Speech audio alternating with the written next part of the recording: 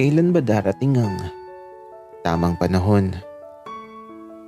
Kailan ba tayo iibigin ng mga pinapangarap natin? Kailan ba mapupunan ng saya ang mga sandaling sanang kasama ka? At sa pusong lubos na umaasa, sana maging akin ka. Hanggang sa pagsapit ng ligayang walang wakas, kahit maubos man ang ating mga oras.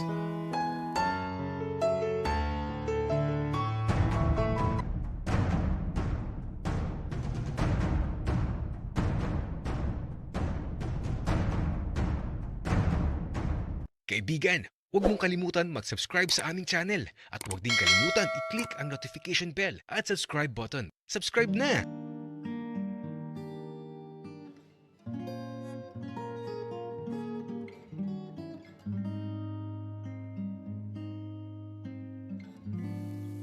Sobrang nahihiya ako kay Axel.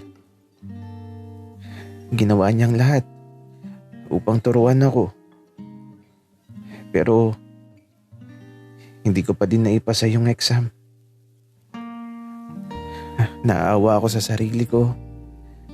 Kasi bakit ba hindi ko nagawang maipasa yun? Kahit ginawa ko na ang lahat.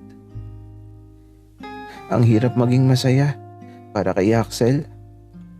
Di ko kayang humarap sa kanya ng ganito.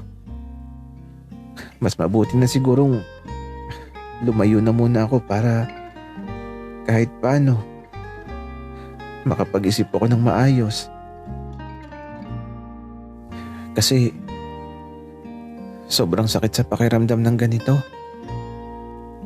Ayoko pating kaawaan ako ni Axel kaya lalayo muna ako. Gusto ko na kapag nagkita kami, may mukhang ihaharap na ako sa kanya. Kaya naman nung umalis ako sa dormitoryo, nagpaalam ako kay Aling Yoli na huwag sabihin kay Axel ang mga plano ko.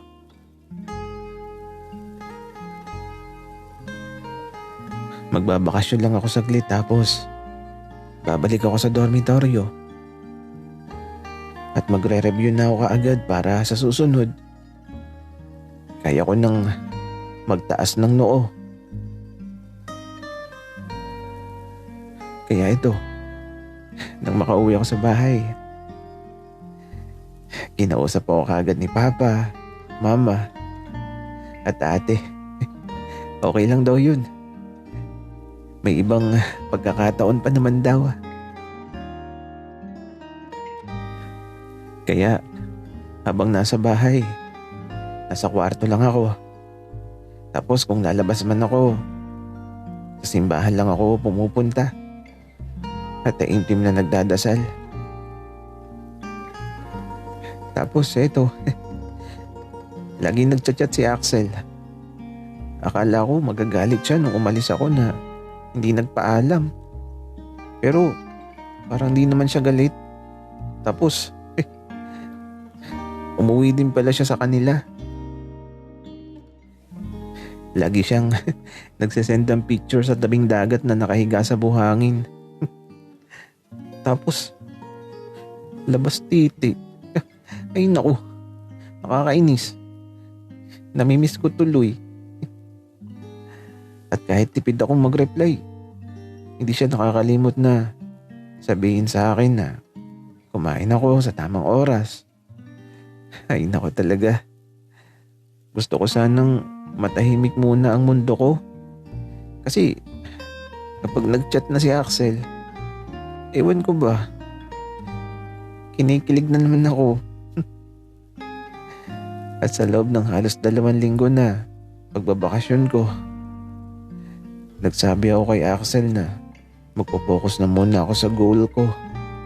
At magbubura na din muna ako ng mga social media account para mas makapokus. At ang sabi naman ni Axel, okay lang daw. Maghihintay daw siya sa akin. Ay nako talaga. Nagbura na talaga ako ng FB, YT at iba pa. Tapos tumawag ako kay Aling Yoli. Sabi ko pabalik na ako. At ang sabi naman ni Aling Yoli, hinihintay na daw niya ako. Eto, makalipas ang 2 linggong bakasyon. Sa wakas, nakabalik na ako sa dormitoryo. Gabi na nang makarating ako. At aba, wala si Aling Yoli, pero mukhang naghanda siya ng pagkain bago siya umalis. Kasi naman, may pagkain sa lamesa, may kanin, tapos may mga daing na pinirito. Alo, ang sarap naman ito. Parang daing na galing kay na Axel. Ay naku, kamusta na kaya yun? Nagbura na kasi ako ng FB. Hindi naman siguro ako ipagpapalit nun. Kaya ito, napasarap talaga ang kain ko ng hapunan. Kaya nung matapos ako, nagugas lang ako ng kinainan. Tapos, nahigaan na ako sa kama. Sa dating silid namin ni Axel.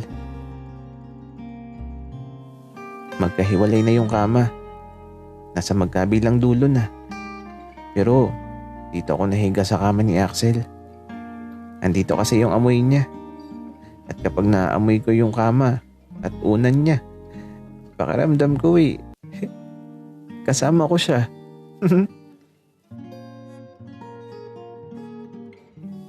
At dahil na din siguro sa pagod, nakatulog na din ako kaagad. Tapos ito, habang natutulog, ewan ko ba? Pero panaginip lang siguro. Kasi parang may humalik sa labi ko habang tulog ako. Kaya naman, sa pagsapit ng kinabukasan, maaga pa lang nagising na ako. At paglabas ko, aba, may nakahanda ng pagkain. Tapos, may mainit na din na tubig. Alo, napakabait naman ni Aling Yoli. Namimiss ko si Axel sa umagahan ko ngayon. Isang malaking hotdog at 2 nilagang itlog. Ano ba yan? Lahat na lang ng nakikita ko nagpapaalala sa akin sa kanya. Kaya eto, habang kumakain ako, lumabas na si Aling Yoli sa kwarto niya. Bihis na bihis at mukhang may lakad.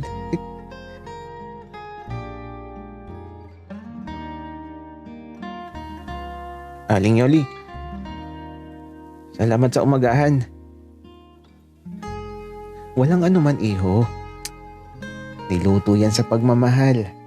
Kaya ubusin mo. Alo? Napaka-sweet mo naman, Aling Yoli.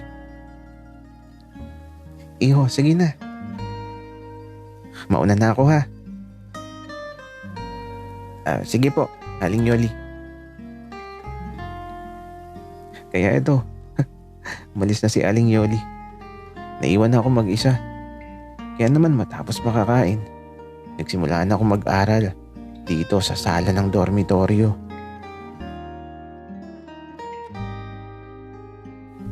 Kaya lang, habang nag-aaral ako, ewan ko ba, bakit parang naaamoy ko si Axel? Ewan ko ba, may ginagamit yun na pabango na di ko makakalimutan ng amoy. Pero baka imahinasyon ko lang. Kaya naman, nagpatuloy lang ako sa pag-aaral. Kaso bakit ganito? Ewan ko ba, pero malakas ang pakiramdam ko Parang tila ba may kanina pang nagmamasid sa akin. Ay nako, baka epekto lang to ng katahimikan dito sa dormitoryo. Kaya naman, nagpatuloy na lang ako sa pag-aaral. Hanggang sa ito, sa paglipas ng mga oras, di ko na namalayan na napasarap na ako sa pag-aaral. Pagtingin ko sa orasan, 4 PM na ng hapon. Kaya ito, hindi pa ako nagtatanghalian. Buti na lang at madaming laman ng rep ni Aling Yoli. Kaya naman, nag-init na lang ako ng pwedeng kainin. At matapos makakain, nahiga muna ako saglit sa kwarto. Saglit kong pinigit ang mga mata ko. Kaya lang nakatulog pala ako. Kaya naman nung magising ako, 8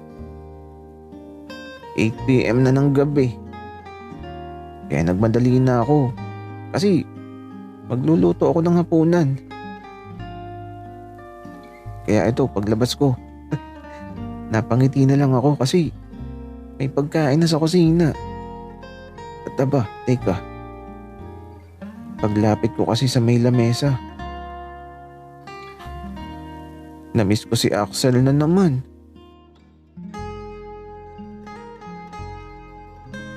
Adobong manok ang ulam tapos may malaking pipino sa lamesa. Ano ba yan? Lahat na lang ng nakikita ko nagpapaalala sa kanya. Oh, iho, kain na. Ang sarap ata ng tulog mo Wika ni Aling Yoli na eto. Mukhang matutulog na. Aling Yoli, salamat dito Walang anuman iho. O siya, kumain ka na dyan At ako'y matutulog na. Sige po, Aling Yoli. Kaya ito, ang sarap ng adobo. Parang luto ni Axel. Namimiss ko na siya. Kaya lang hindi pwede. Dapat kapag nagkita kami, abogado na ako. At ito, ang sarap. Parang luto talaga ni Axel. Kaya nung matapos ako, naupo muna ako dito sa may hagdanan ng dormitoryo. Namimiss ko na si Axel. Pero tinitiis kong di muna siya makita. Mag-aaral muna ako mabuti. Pero nasan kaya siya ngayon? At anong ginagawa niya? Ay nako. Tatambahin nga muna ako dito. Ang sarap makita ng mga alitap-tap sa labas na lumilipad sa punong kahoy. Dito muna ako. Siguro, kung kasama ko si Axel, baka magpahuli ako sa kanya ng alitap-tap. Tapos, ilalagay ko sa garapon. Ay nako. Axel, kung nasan ka man, miss na kita